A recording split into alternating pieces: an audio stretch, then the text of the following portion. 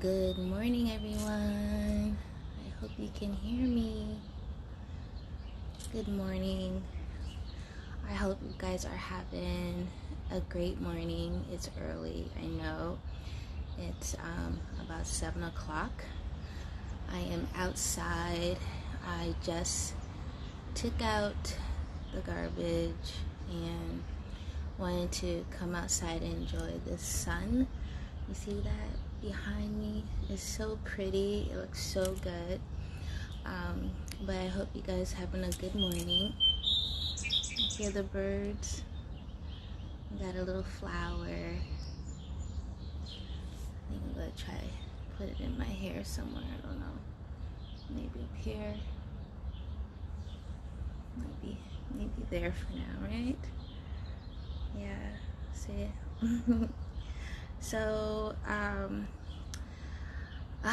wanted to talk to you guys. As you know, I've been posting about the spiritual knowledge class that's going to be happening. I just want to remind you guys, please DM me at Najmlee or leave a comment below.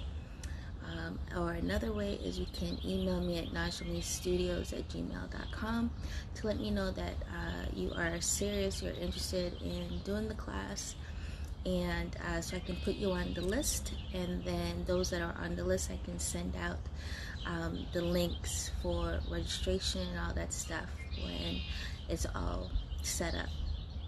So yeah, I can't wait to do that. So just let me know that you're interested, and I will definitely get you on the list. All right. What else? So this morning, last night was really interesting because I watched a live with my sister. What's her name? Madame Fibonacci, and it's so interesting because before watching, I think my sister was saying something about some video or some music, and I had said Pop Smoke, and she was like, no, not that. But when we watched the live, what was interesting in the live was all about the synchronicities of information coming through regarding Pop Smoke.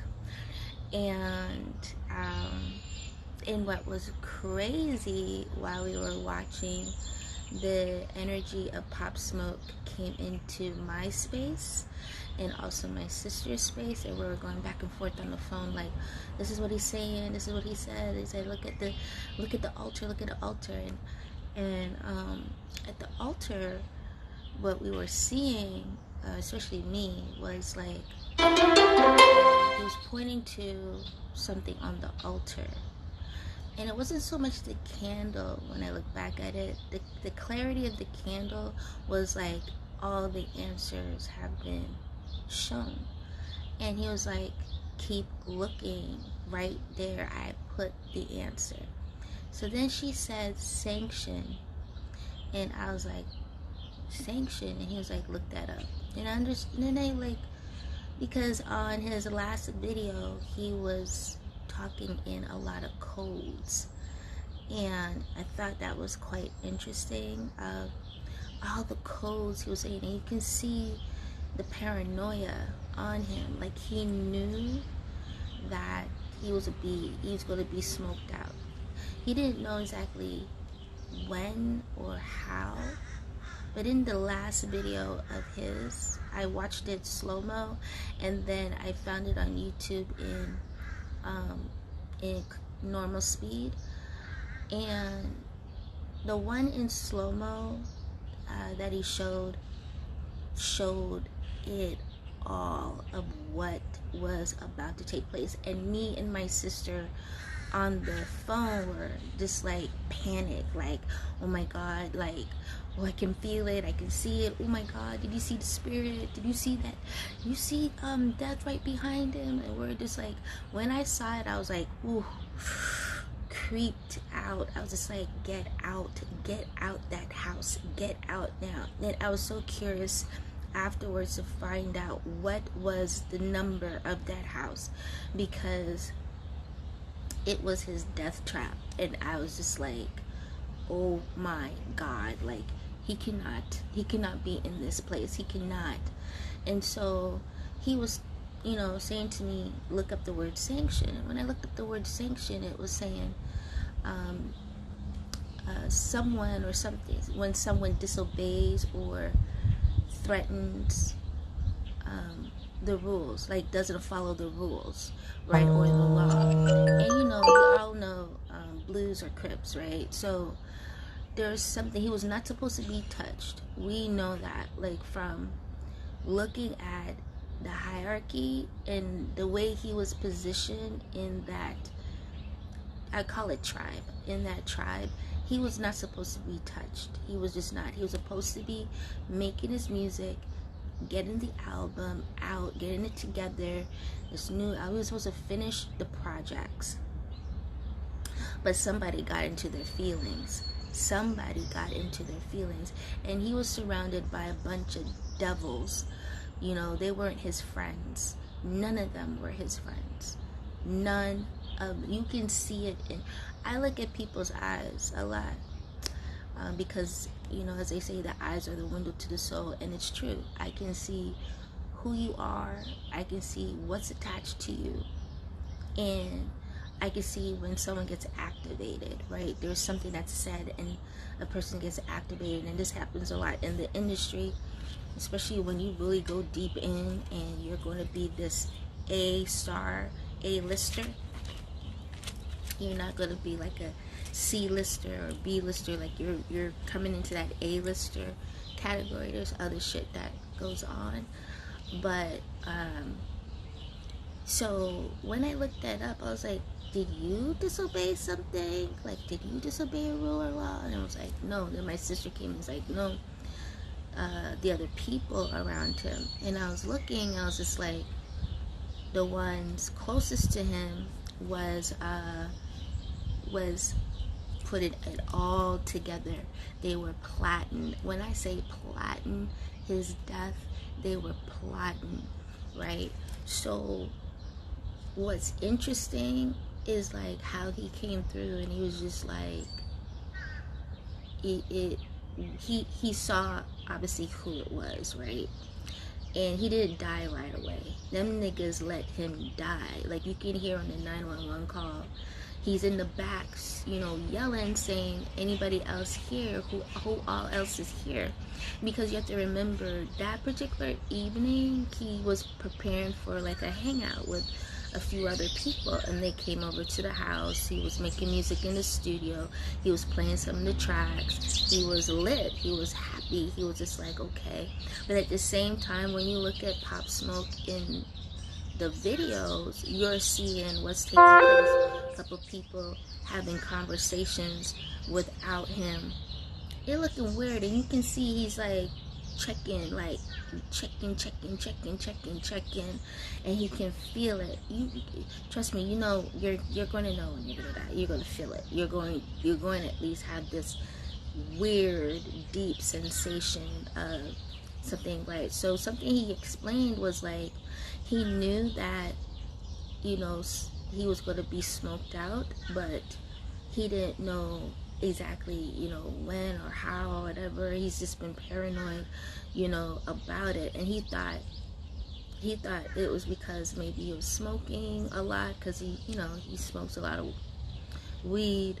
He thought, but it was a lot of anxiety going on with him, because he just had this feeling. You will know it weeks ahead. You will know it. You just have this weird sunken feeling. And so in the video, you see that. You see him looking,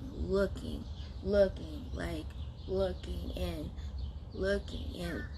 like every few seconds, like, and he's being haunted, right? You can see, like, and me and my sister are like, nah, he gotta get out. Nigga, you should have got out. He had nobody around him that was for him. They were all jealous. They were all against him. They wanted the piece of the pie that he was having. He worked so hard. Everybody could see he worked so hard, and these goons were trying to ride off his coattail in every way possible. But you know what? Things happen for a reason. I guess they were hoping that he would finish the album. They can ride off of that with him, without him. But they're stupid. You see how stupid they are? You see how dumb they are? Now there's nothing. Nothing. Right? Look at them. All out of jealousy. All out of jealousy. So they could have saved his life.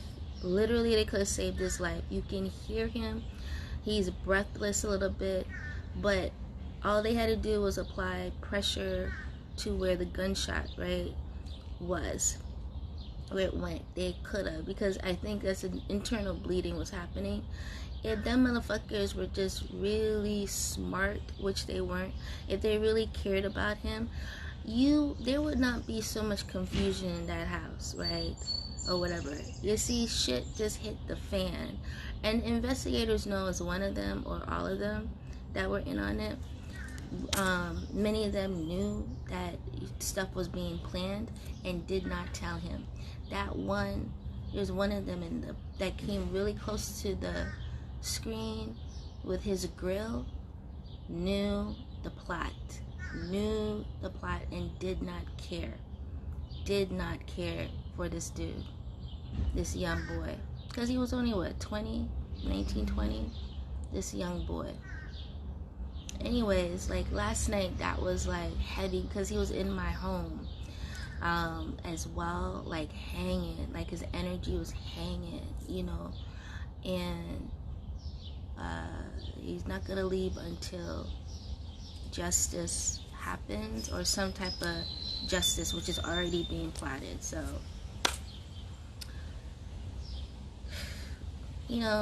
when you take somebody else's life, y'all don't get it. Like, people don't get that.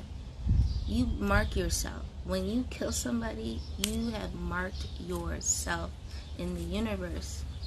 And they're coming after you. One way or another, they're coming after you. And it's a trail. It's a trail physically and a trail spiritually. And yeah, it was just really sad. Really sad, but I loved how Madame Fibonacci read. She did a lot of readings, cards, like she was sitting on this. She has a little altar for him and just really went in on whatever he was bringing her. But we were just seeing it, like me and my sister were just seeing it so fast, like, yo, this is what it is, this is who it is. It's all them people in the studio. And he confirmed it. He was like, it's all them people in the studio, all them people. Something that got him into a space in that house where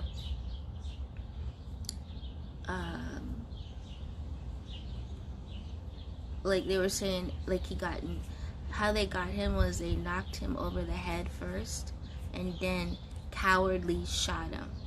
That is some bull, I thought that was so crazy.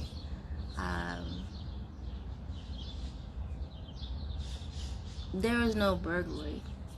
There was no burglary. That was so fake. That was fake. There was no burglary. It's them goons that were there that all plotted, including that manager. I'm telling you, they're going to be haunted. So yeah, that was intense. And so his energy was really lingering last night around me, which was fine. I was just like, yo, I can't hang all night, dude. I gotta sleep a little bit. I'm tired. A lot of energy drained, and I had a long day. But it was great. His energy is warm, like nothing scary, very gentleman-like, very, very patient soul, very, very patient being. But it's okay, he's going to cross over when he's ready, and do something else. Like, so it's all good in the end of it. But it's just really interesting how things come around, you know. It's so interesting. But I wanted to share that with you guys. Like, if you ever listen to some of his music, I mean, I'm not all into his music like that, but his voice was unique. Like, how he maneuvered his voice in music was unheard of. That's what was so great. Like, he had something unique showing everybody through hip-hop and sound how to do that husky voice so rhythmically. Like, that's some skills. He worked really hard on that. And they were jealous. They were just jealous, you know. What jealousy does, boy. Jealousy and envy. It can hurt you. You gotta watch who's around you. Are they for you or are they against you? It don't matter if you know them 10 years, 20 years, 1 year, 3 months. Are they with you or are they against you? You know? And these goons, they didn't care about him. He had nobody around him that cared about him when he was dying. Nobody. They were pausing so much. It was making the operator so frustrated and mad at them. He kept on asking, where are you at? I'm sending police and cops. They're on their way. Where are you at? Like, how many times do you have to say that? It should be one time. You shouldn't even have to say it. Just come over to whatever the address is, right? But they weren't doing any of that. They weren't doing any. I'm like, you that distracted? And kept on saying no, no? Who are you saying no to? Oh, y'all, that was crazy. Crazy, crazy, crazy, crazy. So, today is a beautiful day, guys. I want to encourage you to, you know, you got a dream. Make sure, because it takes a team to get your dream alive, right? It takes a team. You want to have a team around you that cares about you. You want to have a team around you, whether it's just 2 people or 10, right? You want to have a team that really loves you, really supports you, really believes in you, not just talk, really is doing something. You know, like, if they say they're good at this or they're doing this for you, then, you know, they should be doing it. I think a team that I admire is B. Simone's team. They are all loyal. They are all helping. They are all doing their work, especially her PR manager turned partner. And you can see the growth happening, right, in her business, in her life. You know, all of them are growing. You see that, you know. I admire that. She has a team of, I think, 10. And they all, some of them are family members, like blood family members, some are not. But they all support her in her vision and going forward. You know, they all are like, I'm down, I'm with you, I know my job, I know what to do. Another one I admire is Britney, or the Britney Unicorn Universe. Same thing. She has a small team, but she's successful with that. Like, they support her. They believe in the vision, especially her manager that's with her, you know. And I hope, and I'm working towards to have a team like that. You know, a team that's around me that believes in me, believes in what I do, believes in the vision, you know. Not chat, not like, ugh. Sometimes it's frustrating because it's like, it's hard to find good people, and it's hard to find people that really want you to succeed and not hold you back, you know, or sideswipe you. Basically, like, they only give you this much. They don't give you 100%.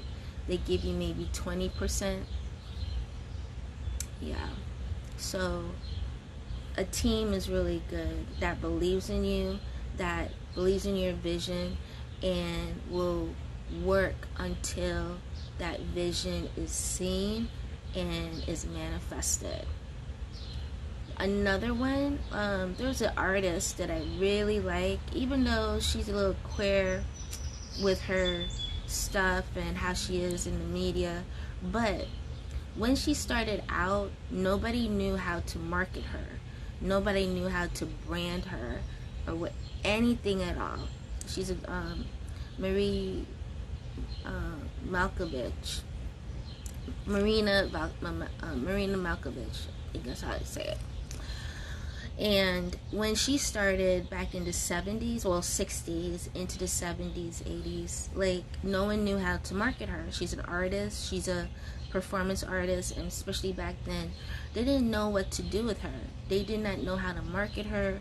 They did not hold to, like, branch her out, like, into products, into, you know, not just into museums, galleries. Like, they did not know at the time.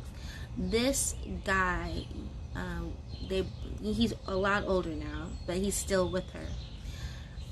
That was his only client at the time, and from working hand in hand, because he believed in her so much, like, believed in her, that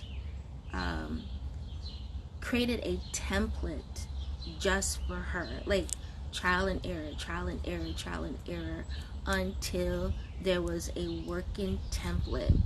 And what's so interesting, like, early 2000, where she was booming like crazy, other artists were coming to him to help them get that template and work it. And it just showed, like, that person, I forgot his name at the moment, but that person showed loyalty and belief. Like, I'm with you. He went to her gigs. He went to calling, walking, everything for his client, for Marina, and believing in her, believing in her talent, her skills. And I love that, because he didn't give up. He did not be like, well, I tried this, I tried that, did this, did that, and then dropped her. You know, he was just like, I'm going to make this work. We're going to figure this out, because I believed in him. Jay-Z, same thing. He was older. He was in his late 20s when he started. And the belief he had in himself, and Damon Dash working, who believed in him. And Damon Dash can sell a piece of stick and y'all will buy it. I mean, that man knows how to market. That man knows how to trial and error, push. But he believed in Jay-Z so much that he worked the streets. He and Jay-Z together. I mean, it's beautiful and brilliant. Like, they're not the same, whatever. They still respect each other, but, you know, in those years, like, foot to the street, like, belief. This is working. This is how we doing. We doing it ourselves. You know, fuck them labels. We're doing it ourselves. And you just saw how it didn't matter his age. It was his skills. And Damon Dash, just believing in him, figured out how to get him in front and make it work. You know, so whatever you're doing, guys, in your life, make sure you have a brilliant team. A team that is loyal. A team that cares about you. A team of people that will work it until it works, no matter what, and doesn't give up on you. That's a team that every person should have, especially as an entrepreneur, especially as a talent, you know. it does take a village to grow your business. It does take a village to, aim to make your dreams come true. It does take a community of people that really believe in you. And it doesn't matter, it doesn't have to be big. 2 people, 1 person is all it takes. Hello, my beautiful Melanie. Good morning. So I wanted just to encourage you with that. Really look at who you're surrounded with, that they not only believe in you, but they are loyal to you, and that they have your back. They're not out to hurt you. They're not out to kill you. They're not out to make you not succeed. There's no malicious intent. There's no envy or jealousy, because if you're all working as a team, you're all winning. There always has to be the talent or the leader. That's just how it is. But you have your talent and skills. No one's denouncing that. You come together as one because of the belief in the movement that you're creating, So that's a team I'm looking for myself. So just being interactive with Pop Smoke's energy really showed me that having the right people around you is much more important than, trying to do it all by yourself and just picking people just to get up to the top. If they can't do it, get somebody else, someone that really believes in you. And that's what I want to leave it at, guys. I hope you guys have a beautiful day, a great start to the morning. I'm going to put this up. Make sure you listen to it, because I did talk about Pop Smoke in the beginning and ending it with Pop Smoke now, and sealing the whole thing. There's a reason why I talked about Pop Smoke. Alright, love you guys. Have a beautiful day, and I will see you in another video.